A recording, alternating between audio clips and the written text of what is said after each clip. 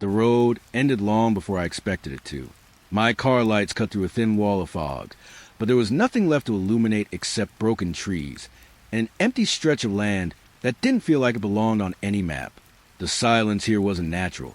It was layered, like something had pressed sound down into the soil and refused to let it rise again. That's when I saw the farmhouse. It didn't announce itself.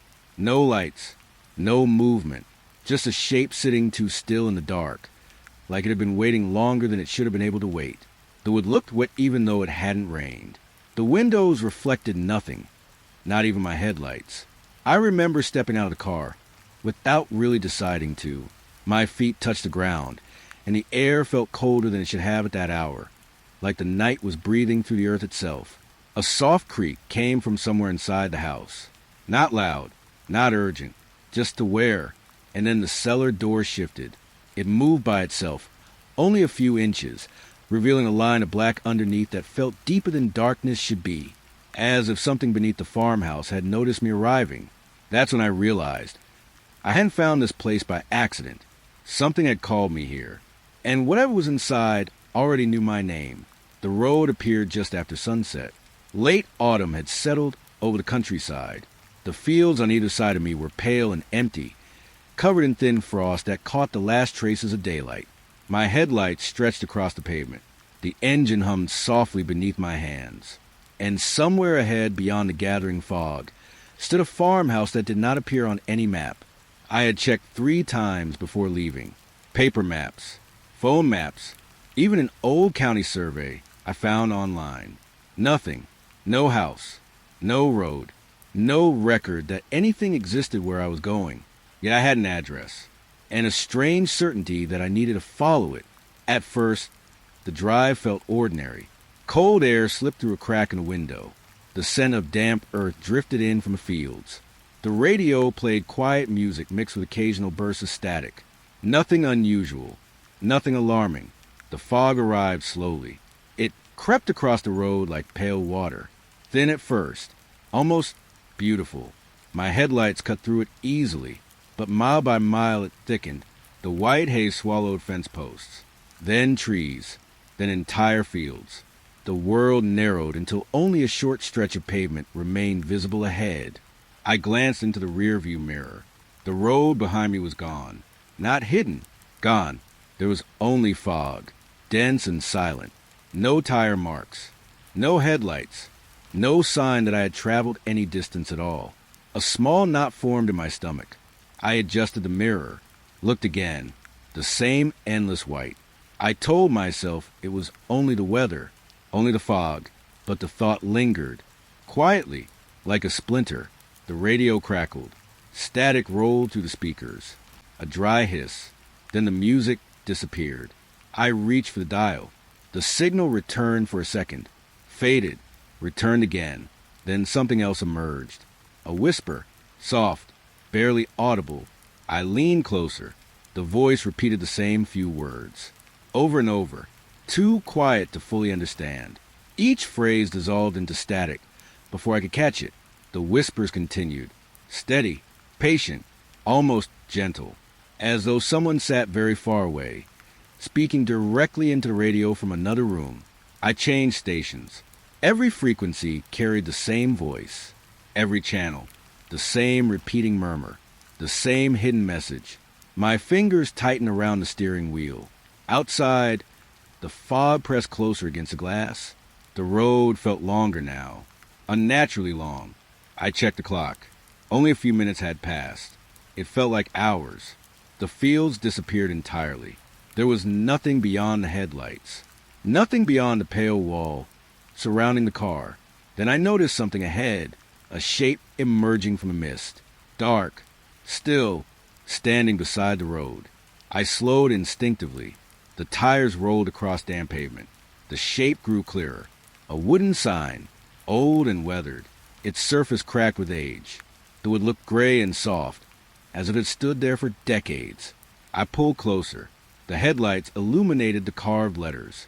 My breath caught. It was my name, my full name, carved deeply into the wood.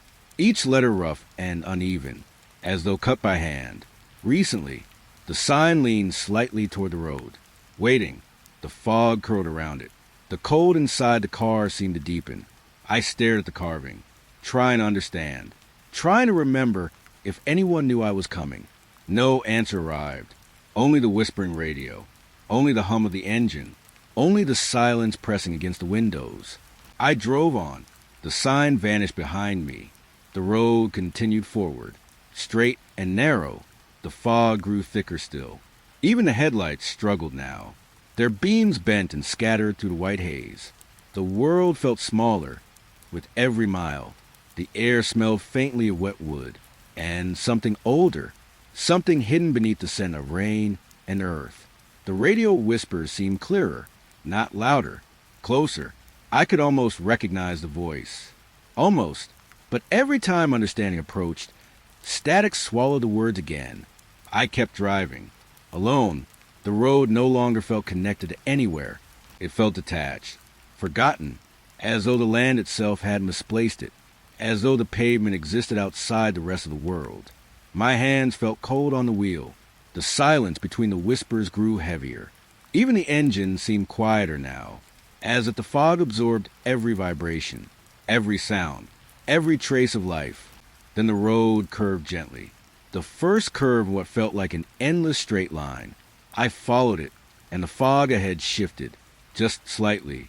A darker shape waited beyond the white veil. My headlights reached forward. The darkness sharpened. Angles emerged. A roofline, a porch, windows. I slowed immediately. The farmhouse stood at the end of the road. Still, silent, watching. For a moment, I was certain it had not been there before.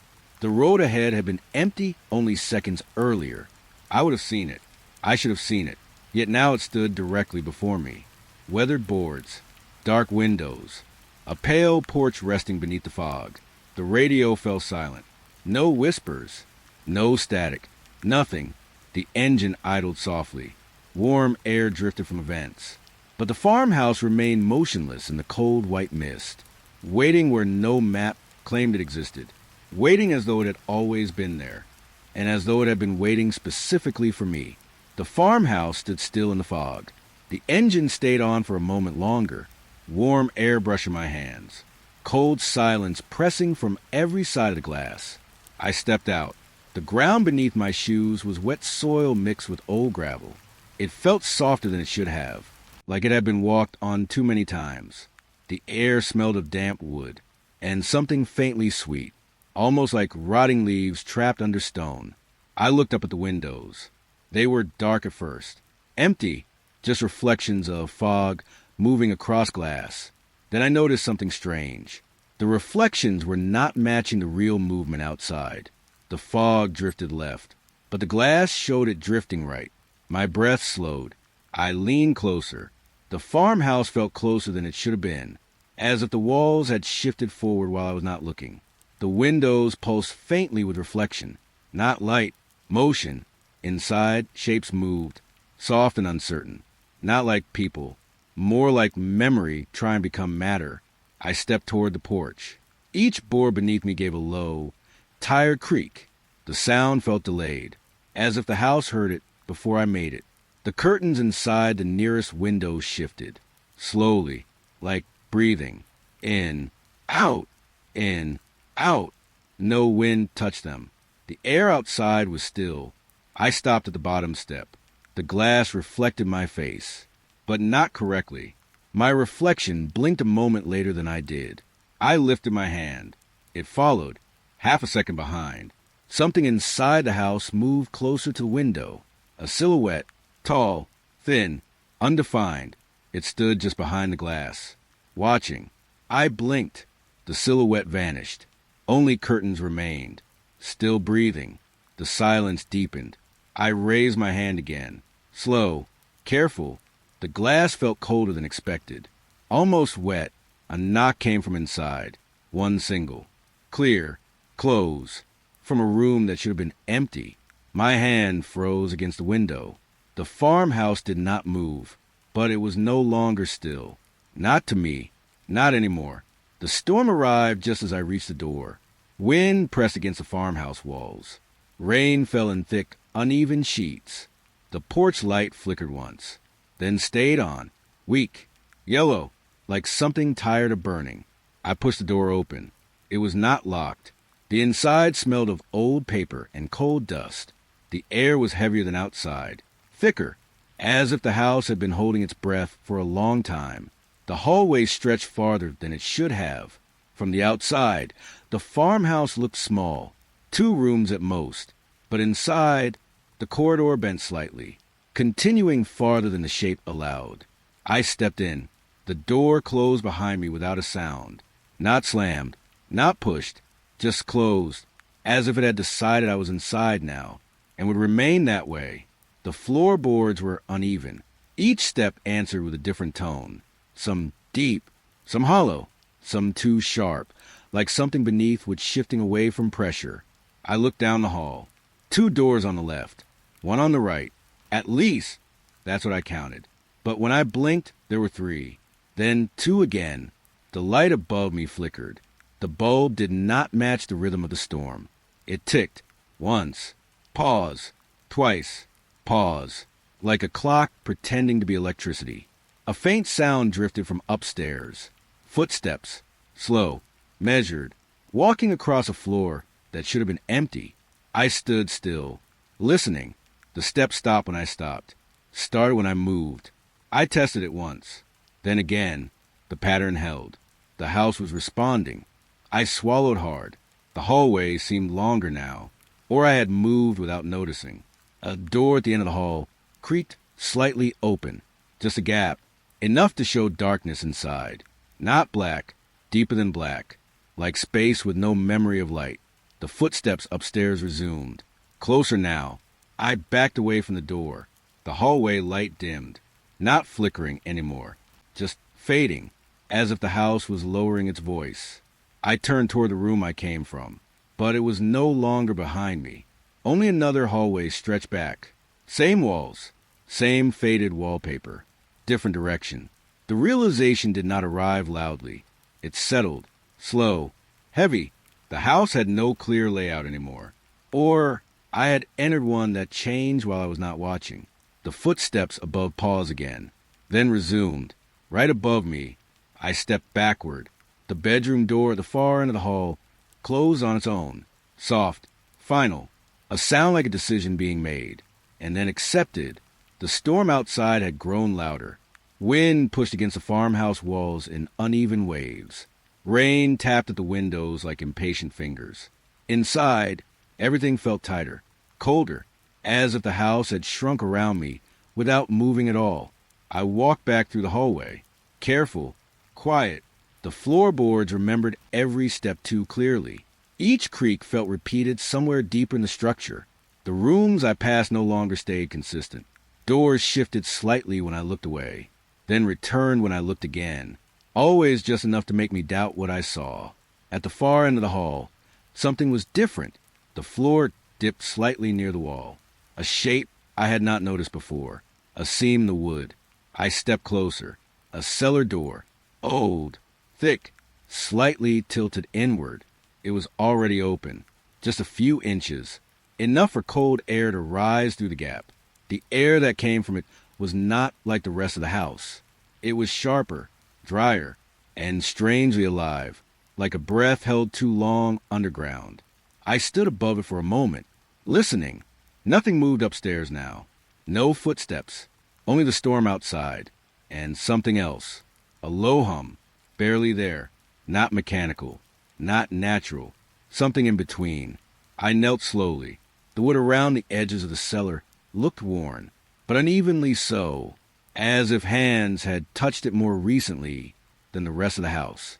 As if someone had been here. Or something had been waiting.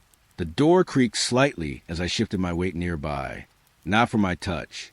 From anticipation. I hesitated, then pulled it open wider. The hinges did not resist.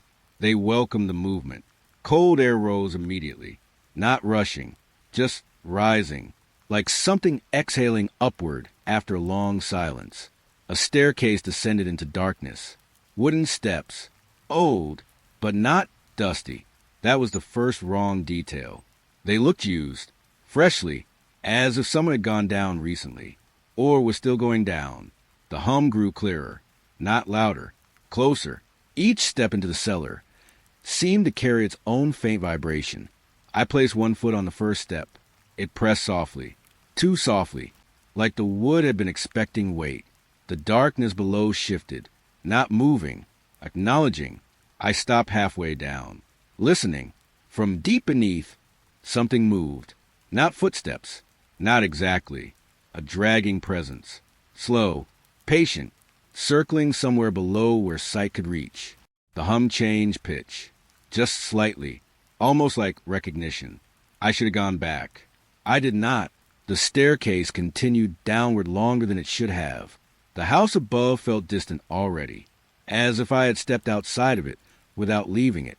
Another shape moved below, this time closer, not fully seen, only a suggestion of motion in the dark. A pause, then stillness. The hum returned, low, steady, waiting, and somewhere beneath the last step I could see something rising toward me. The cellar air was still rising when I reached the bottom. Cold pressed against my skin from every direction. Not wind, not draft, something older, held too long beneath stone. The light from above faded quickly until only the staircase remained visible behind me. And then even that began to feel distant, like it did not belong to the same place anymore. I turned slowly. The cellar stretched farther than it should have. Wooden shelves lined the walls. Old jars, rusting tools, faded cloths folded into shapes that no longer made sense. Everything was covered in dust, except one narrow path. Clean, freshly cleared, as if someone had walked here recently, or had never stopped walking. I stepped forward. The floor beneath me felt slightly uneven, like it remembered weight, like it expected me. A faint vibration moved through the shelves. Soft, rhythmic. The jars trembled just enough to catch the light, not shaking fully, just reacting to something I could not see. I approached the first shelf. My breath felt louder than it should have been, too present in the silence. Then I saw it, on the dust-covered wood. Names, written clearly, cut into the dust like fresh handwriting dragged through skin. I leaned closer. My stomach tightened. My full name was there, exact, complete, written as if it had always belonged to this place, as if it had never belonged anywhere else. My fingers hovered above it. I did not touch. The moment I moved closer, the jars on the shelf trembled again. A soft clinking sound echoed through the cellar. Not random, rhythmic, like they were listening. From somewhere below the floorboards, a voice surfaced, not fully formed, just fragments, repeating names, overlapping, layered, some familiar, some not. Then mine, whispered once, clearer than the rest. I stepped back. The dust beneath my name shifted slightly, as if disturbed by breath alone. Then it changed, slowly at first. The letters broke apart, reformed, different order, different shape. I stared. It was rewriting itself. While I watched, the name became shorter, then longer, then unfamiliar, as if testing what it wanted to be. The cellar air tightened. The jars trembled harder now, not violently, but in agreement. The voice beneath the floor returned, closer, repeating my name again. But this time, it sounded less like calling, and more like confirming. The dust finished changing, and when it settled again, the name written there was no longer entirely mine. The cellar did not end where it should have. I stepped past the shelves, past the rewritten dust, and the space ahead simply continued. No wall, no boundary, only darkness that felt shaped, like a room trying to exist without deciding its edges. My footsteps sank softly into floor, but there was no echo, only absorption, as if sound was being kept, held. The air shifted when I moved forward. Not wind, not pressure, something aware of me entering. A faint light began to form ahead, pale, thin. It bent strangely, curling into soft loops that refused straight lines. Corners did not exist here, or they changed when I wasn't looking at them. I turned my head slightly. The shape of the room shifted, then settled again when I faced forward. A figure stood in the center, Still, tall, but incomplete in detail, like a memory refusing focus. It did not face me. It never faced me, no matter how I moved. The silence thickened, heavy enough to feel physical. I took a step closer. The figure remained unmoving, but the room responded. Walls that were not walls leaned inward slightly, then outward, like breathing without lungs. A door appeared behind me. I turned quickly. It was the exit.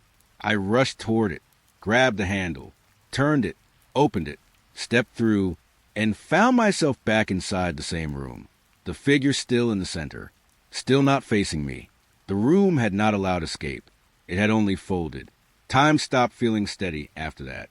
Or maybe it never was. I moved deeper into the structure without remembering deciding to.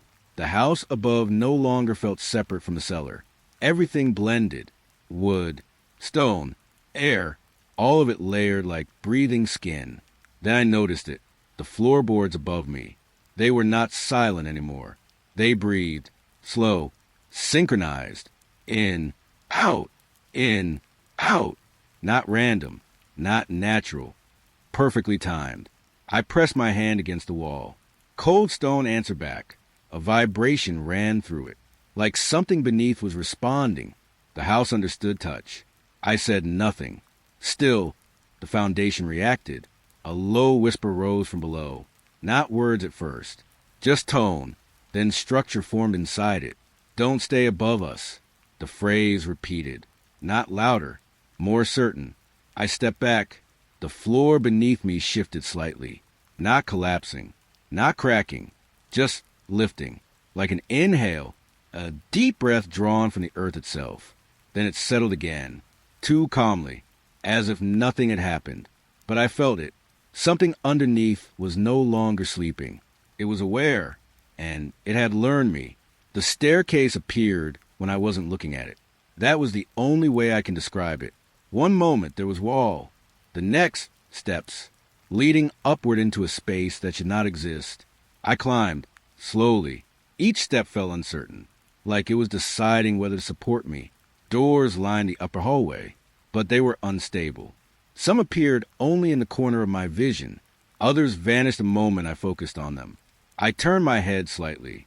A door was there. I looked directly. It was gone. The mirror at the end of the hall showed something worse. The hallway stretched infinitely behind me, repeating, layering itself like reflections inside reflections. A child's laughter echoed, soft, close, then far, then everywhere. But there was no child. I moved forward. The hallway shifted with each step. Angles changed. Distance folded. I turned once, twice, and realized I no longer knew where I had started. The laughter stopped. Silence replaced it. And then even silence felt unstable. The house was no longer a place. It was a direction that refused ending. When I found the window again, the storm had not changed. It had only repeated. Lightning struck in the same shape. Thunder followed in the same rhythm. Over and over and over. Rain sometimes fell downward, sometimes upward, but always in the same pattern, as if replaying itself. The glass showed different weather than the world behind me. Snow once, then sunlight, then night again. But my side stayed storm. Time fractured in small, repeating loops.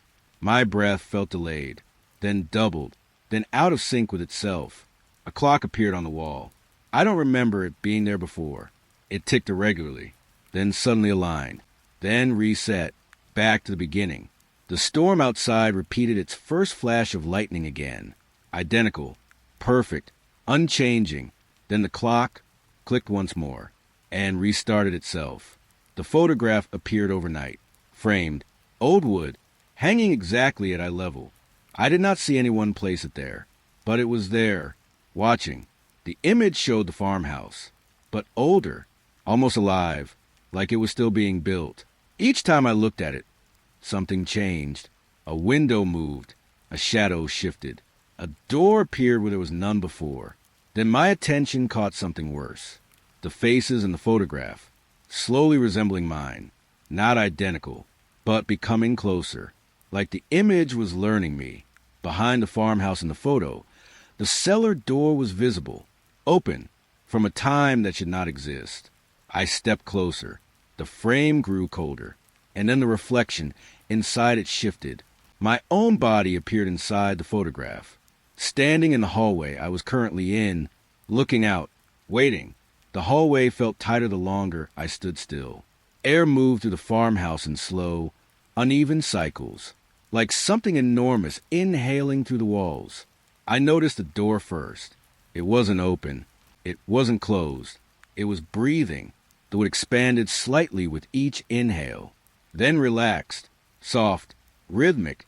I stepped closer without meaning to. My own breathing began to match it, not immediately, gradually, until I could not tell which rhythm was mine anymore. I placed my hand near the handle. The door responded, a deeper inhale, as if it recognized me, as if it had been waiting for this exact moment of alignment. I pulled my hand back. The breathing stopped, then restarted again, only when I matched it. The cellar below no longer felt silent. It felt organized, like silence had structure now. A low hum gathered beneath the floorboards, then split into layers, then into voices, not speaking words at first, just tone, stacked, aligned, harmonized, a choir that never practiced but never forgot. I pressed my ear closer to ground. The sound deepened, not louder, clearer. Each voice carried the same note in different emotional shapes, some calm, some trembling, some almost joyful, all buried, all below. Then, briefly, they shifted into something that almost formed language, but collapsed back into music before I could understand it. Still, it felt like listening was not optional anymore. I spoke without meaning to. A single word, soft. It didn't matter what it was. The house repeated it immediately, from 3 different directions, but not correctly. The tone was wrong, the timing slightly delayed, like a child mimicking an adult without understanding meaning. I tried again, a sentence this time. The walls responded instantly, repeating it, twisting it, turning my voice into something unfamiliar. The house was not copying me. It was practicing me, learning how I sound when I don't realize I'm being watched. Every repetition came closer to accuracy, but never fully reached it. Something in imitation felt wrong, like hearing your own voice inside someone else's mouth. I walked down the hallway slowly, but the floor was already ahead of me. Faint impressions appeared just before my feet reached them, footprints forming in dust that wasn't disturbed yet. Each step predicted, each movement anticipated. I stopped. The footprints stopped too. I moved again. They continued forward without hesitation. I tested it once. A small shift to the left. The floor answered before I did, marking it before I committed, like the house had memorized every version of me that might exist, not just the one I chose. All of them. I stepped back. The footprints did not erase. They waited, like memory refusing to forget something that had not fully happened yet. The light began as a mistake, a faint glow between floor cracks, so thin I almost dismissed it, but it pulsed, slowly, like something breathing underneath the wood. I knelt down. The glow brightened slightly in response, not enough to illuminate, just enough to acknowledge presence. Warm, unnatural, inviting in a way that felt wrong. My fingers hovered over the crack. The light reacted again, as if noticing curiosity, as if rewarding attention. I pulled my hand back. The glow dimmed, waited, then returned, persistent, patient, like it knew I would look again, and eventually stepped closer. The air changed before I even saw it. Not colder, not warmer, just thinner, like the world had started forgetting how to hold itself together. I stood at the edge of the second descent, the smaller staircase, older wood than anything above it, each step darker, polished by something that did not walk like I did.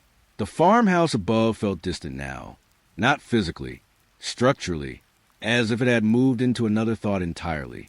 I placed my hand on the rail. It was warm. That was the first wrong thing.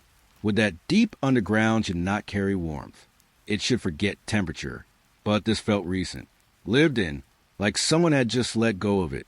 I stepped down. One step, then another. The wood responded softly beneath my weight.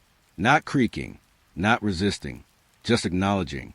Each step echoed once, then stopped existing. The sound didn't return. It didn't travel upward.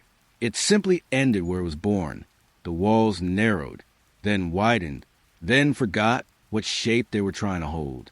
I stopped halfway, listened. No hum, no whisper choir, no breathing floorboards. Only something quieter, a presence that did not need sound to confirm itself. Then I saw it, another cellar, below this one, but not in the direction I expected. It was sideways, cut into the structure like a forgotten thought. A doorway without a frame, and inside it, light, not bright, not natural, a soft glow that felt aware of being observed. It pulsed once, slow, patient, as if recognizing my hesitation. I should have turned back. That thought arrived clearly, fully formed, but it did not belong to me. It felt placed there, like the house had learned how to think inside my voice. The light pulsed again, closer now. I stepped forward without deciding to. The moment my foot crossed the threshold, the staircase behind me shifted, not vanished, rewritten. The steps I had just climbed were no longer the same angle, no longer the same number, as if memory was being corrected in real time. Inside the new space, the air felt different again, not thinner this time, heavier, like it had density without substance. The walls were close, too close, but every time I tried to focus on them, they softened, retreated slightly, then returned when I looked away. I exhaled. The sound seemed to arrive somewhere else before it returned to me, delayed, recycled, like even breath had to pass through something before becoming mine again. The glow at the center of the room expanded, revealing shapes, not objects, suggestions of structure, shelves, arches, corridors that folded into themselves, all built from darkness shaped by memory instead of material. And then I heard it, my name, not spoken, not whispered, exhaled, from everywhere at once. The walls did not say it. The space between the walls did. I stepped backward. The doorway behind me was still there, but smaller now, tighter, like it had adjusted to my doubt. The glow pulsed again, and this time something responded. A shadow moved within it, not emerging, not approaching, simply acknowledging existence. I couldn't see its shape fully, only its intention. It stood in the center of the deeper cellar, like it had always been waiting for the idea of me to arrive. The floor beneath it vibrated slightly, not with sound, with recognition. My legs felt heavier, not tired, weighted, as if gravity had learned my name too. The shadow tilted, if that's what it was, not turning, not facing, just shifting awareness. And suddenly I understood something I didn't want to understand. This place was not layered downward. It was layered inward.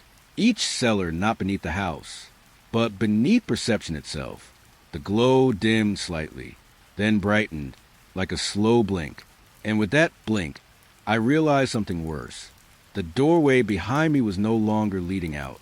It was leading further in. The deeper cellar did not stay still for long. It adjusted around my silence, as if silence itself had weight here. I stood near the shifting doorway. It no longer felt like an exit, only another suggestion of direction. The shadow and the glow remained motionless, but its presence pressed into everything, not touching, not moving, just existing in a way that made the air uncertain. Then I thought something, not aloud, not intentionally, just a passing fragment of fear, and the house answered. A voice rose from below the floor, soft, exact, repeating the thought I had not spoken, perfectly shaped, but slightly delayed, like it had traveled through something dense before returning to me. I froze. The voice did not stop. It continued speaking my thought again, and again, each repetition less like echo, more like confirmation. I stepped back slowly. The walls reacted, not visibly, but emotionally. The space tightened around uncertainty, then loosened when I stopped resisting, as if the structure itself was learning how I respond to pressure. Another thought formed in my mind. This time I tried to hold it back, but the moment it fully formed, It was spoken beneath me. Clear, undeniable. The cellar was not reading me. It was completing me. Every hesitation became language. Every fear became sound. I pressed my hand against the wall. Cold stone, or what felt like stone. It vibrated lightly under my palm, not in response to touch, in response to understanding. From somewhere deeper, multiple voices overlapped now. Not chaos, coordination. They were no longer repeating thoughts randomly.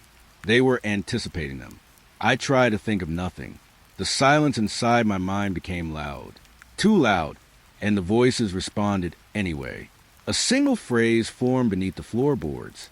Slow, unified, not spoken, declared, "You are already here." The shadow and the glow shifted slightly. Not toward me, not away, but in recognition, as if I had finally stopped pretending I was separate from it. My breath slowed without permission. Each inhale felt echoed somewhere below me before returning lighter. Incomplete. The cellar was no longer copying me. It was finishing me. Every unfinished thought surfaced before I could abandon it. Every intention arrived before I chose it. The doorway behind me narrowed again, not closing, becoming less necessary, as if leaving had already been accounted for. I stepped forward without realizing it. The floor responded gently, like approval. The voices softened, not disappearing, settling, waiting for the next thought to complete. I tried to leave, not once, not quickly, but carefully, as if carefulness still meant anything here. I turned back toward the doorway, the one that had once felt like direction. It no longer held the same shape. It was still there, but unstable, like it forgot how to remain a passage. I stepped through. The moment I crossed it, the air shifted. Familiarity lasted for half a breath. Then it broke. I was back inside the same cellar. The same glow, the same shadow, but slightly closer than before. Or I was smaller in relation to it. I couldn't tell which one was wrong. I turned again, walked faster this time. The doorway appeared ahead, exact, patient, waiting like it had never moved at all. I reached it, stepped through. The floor changed under me, but the space did not. Still inside, same cellar, same impossible center. The shadow did not react. It did not need to. The house was doing it for both of us. I backed away slowly. The doorway followed my movement without moving, not physically, conceptually, like it understood where I intended to go before I decided. I tried another direction.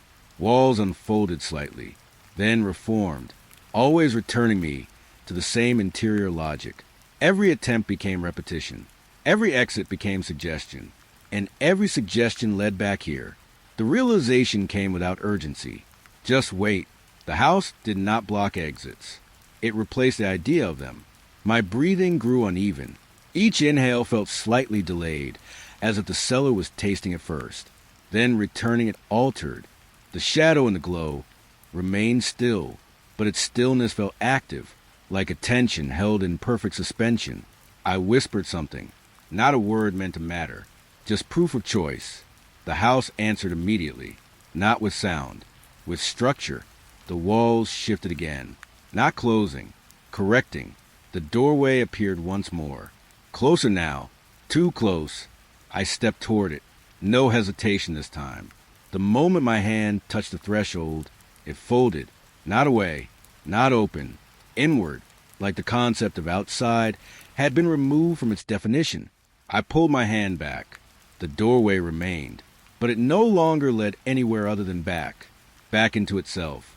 I stood still, listening for anything that still behaved like escape. There was none, only the slow, patient certainty of the house, continuing to exist around my decisions. The shadow shifted again, a fraction, as if acknowledging the final misunderstanding I still carried, that there was somewhere else to go. The cellar did not feel like a place anymore. It felt like refusal. And I understood, quietly, that refusal had already learned my shape. I found the room without walking into it. One moment there was corridor. The next, static, not sound at first. Light, a thin interference filling the air like dust made of electricity. It clung to everything. Walls, breath, thought. The space itself trembled in a low, constant hum. I stepped forward anyway. The moment my foot crossed inside, the noise became physical. Not loud, present, like it had mass. The room was small, or it should have been, but distance inside it did not behave correctly. Corners drifted when I looked directly at them, then snapped back when I blinked. I tried to focus on the center. That was worse. The static intensified there, as if something was trying to speak through it and failing repeatedly. My skin prickled.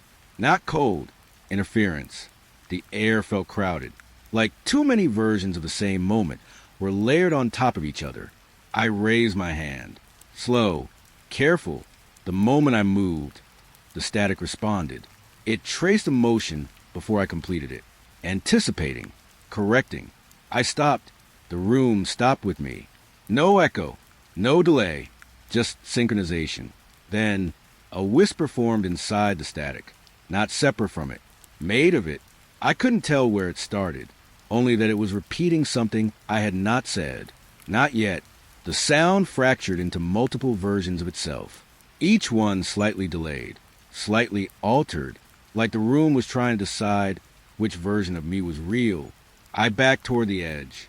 The boundary was not visible, but I felt it, like stepping through layers of pressure instead of space. The static grew denser at the center, and lighter at the edges, as if the room was feeding on focus. I turned my head slightly. The interference shifted instantly, following my attention, not reacting, predicting. My thoughts slowed, not because I was calm, because they were being interrupted before completion. The room was thinking alongside me now, and sometimes instead of me, a faint outline appeared in the static. Not a figure, a suggestion of structure, like a memory trying to become visible but forgetting how bodies work. It leaned closer when I looked away, then vanished when I faced it. I tried to speak. Only one word. It dissolved before sound formed. The static absorbed it immediately, returned it broken, reassembled, wrong. The room was no longer a space. It was a processing field, something that received intention and returned interpretation. I pressed my hand against the wall, or where I believed the wall to be. The interference thickened around my palm, then mirrored it. Not touch, replication. The static copied the sensation before I fully felt it. I pulled away quickly. The room paused, then resumed its hum, as if noting my reaction. The outline in the center returned briefly, closer this time, almost recognizable, almost me. Then it fractured again into noise. I realized something quietly. The static wasn't interfering with the room. The room was the interference, and I was only passing through its attempt to stabilize. The window appeared where no wall had been moments before. I did not see it form, only noticed it existing, as if it had always been there, waiting for recognition. The glass was old, not cracked, not dirty, just layered, like time had pressed itself into its surface too many times. I stood in front of it, without moving for a long moment. The farmhouse beyond the glass looked different, not broken, not decayed, alive. Light moved inside it in slow, familiar patterns, warm tones, shadows that felt structured, almost peaceful, almost real. Then the image shifted. I blinked. The house became slightly older. Windows changed position. A porch appeared where there had been none. Another blink. The structure softened, then hardened again, each glance rewriting what it showed. I realized quickly the window was not showing outside. It was showing before, not memory, not history. Something unstable between the two. I leaned closer. The glass cooled my breath before I even exhaled. Inside the view, I saw people moving. Not clearly, not fully formed, but present, going through motions that felt rehearsed, familiar, like a life replaying itself without awareness. Then the cellar door appeared in the image, open, from a time where I was not supposed to exist yet. My chest tightened slightly. I stepped back. The window followed my distance without moving. The scene inside shifted again, this time faster. Rooms rearranged themselves like thoughts being corrected mid-memory. And then, a familiar shape appeared in the reflection. Me, standing inside the farmhouse in the past, looking outward, not at the window, at something beyond it, as if I had always been here, just earlier, just differently arranged. The version of me in the glass lifted its head slightly, slow, aware, not surprised. The world outside the window felt less like present reality now, more like a layer placed on top of something already completed. I touched the glass. It did not reflect my hand. It accepted it. For a moment, I felt pressure from the other side, not resistance, recognition. Then the image shifted again, and I saw the farmhouse as it once might have been empty before everything, before me, before repetition. But even that version began to fracture as I watched, like the ideal before could not remain untouched. I pulled my hand away. The reflection of me inside the glass did not. It stayed, waiting, as if it finished arriving here long, before I understood how to leave. The farmhouse grew quieter after the window, not peaceful, just attentive, like it had finished showing me something it expected me to understand. I moved back through the hallway without urgency.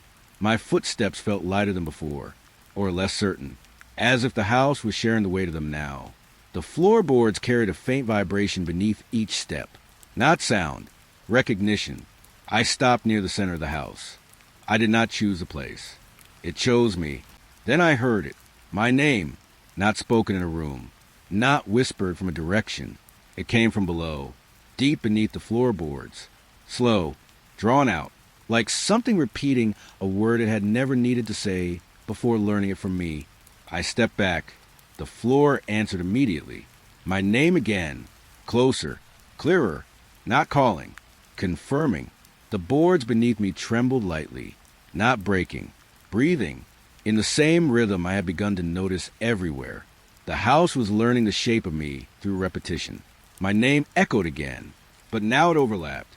Multiple voices, not separate, stacked, like different versions of the same awareness speaking in unison. I pressed my palm against the wood. It was warm. That was new. Everything above had been cold, forgotten. But here, there was heat, like something alive beneath waiting to be acknowledged. My reflection appeared faintly in the polished grain of the floor.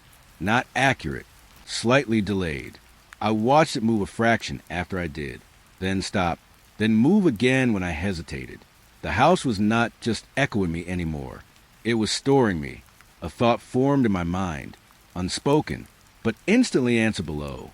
My name again, followed by silence, then repetition. Faster now, more layered, like the house was trying to decide how many of me existed at once. I stepped away. The sound followed, not louder, lower, deeper, as if descending with me even when I moved upward. The floorboards near the center shifted slightly, not physically, conceptually, like something underneath had turned its attention fully upward for first time. I did not want to look, but I did, and for a moment, I felt it looking back, not through the wood, through the idea of me standing above it. The voices stopped suddenly. One breath of silence. Then, my name spoken once more. But this time it was not beneath me. It was inside me, and the house answered with perfect timing, as if it had finally found the correct place to say it from. The moment I noticed my breathing, it was no longer mine alone. It matched something else, something larger, something surrounding me without form. I stood still in the hallway. The air felt thicker than before, not heavy, coordinated, like every particle had agreed on a single rhythm. Inhale, pause, exhale, pause. The house was breathing with me, not near me, through me. I tried to slow my breath. The house slowed with it. I tried to change it. It adjusted instantly, not delayed, not reactive, aligned. A soft pressure gathered in the walls, not squeezing, listening. Each inhale I made was mirrored beneath the floorboards. Each exhale echoed to the ceiling above, as if the entire structure had become a single body learning how to stay alive through imitation.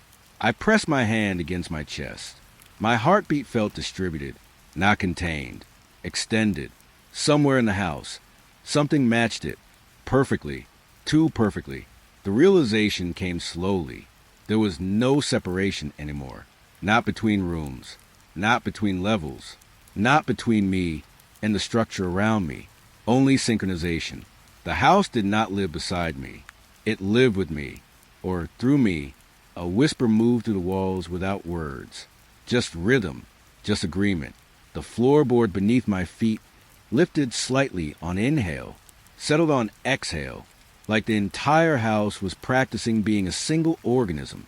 I tried to stop breathing. The house did not stop. It paused, waiting, patient, then continued only when I did. I swallowed hard. The sound echoed everywhere at once. Not loud, distributed, as if even small actions were now shared events. The hallway stretched subtly, or my perception of it did, space adjusting to match internal rhythm rather than physical layout. I turned my head. The movement propagated through the structure before I completed it, walls shifting a fraction in anticipation. I was no longer observing the house. The house was observing my continuity and reflecting it back in real time. A thought formed. I hesitated to think it, but it surfaced anyway, and the house responded immediately with breath, matching the hesitation itself. Not just the action, the intent. I stepped back. The house stepped with me, not moving, rebalancing, like I had shifted something fundamental in its internal rhythm, and it needed to correct itself around me. The synchronization tightened. Breath, floor, walls, wood, all aligned, until there was only one rhythm left, and I was no longer sure which part belonged to me. The staircase did not appear all at once.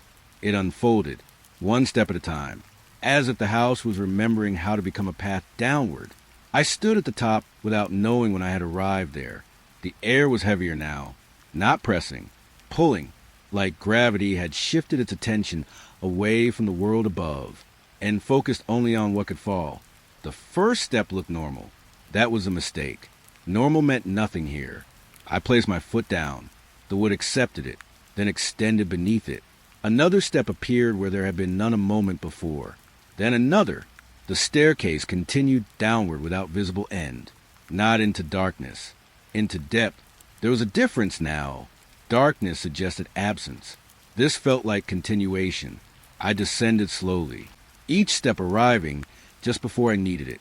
Not built, anticipated. The house was no longer reacting to me. It was guiding me through a path that already existed without needing proof. The walls narrowed, then widened, then forgot which state they preferred. I lost count of steps early.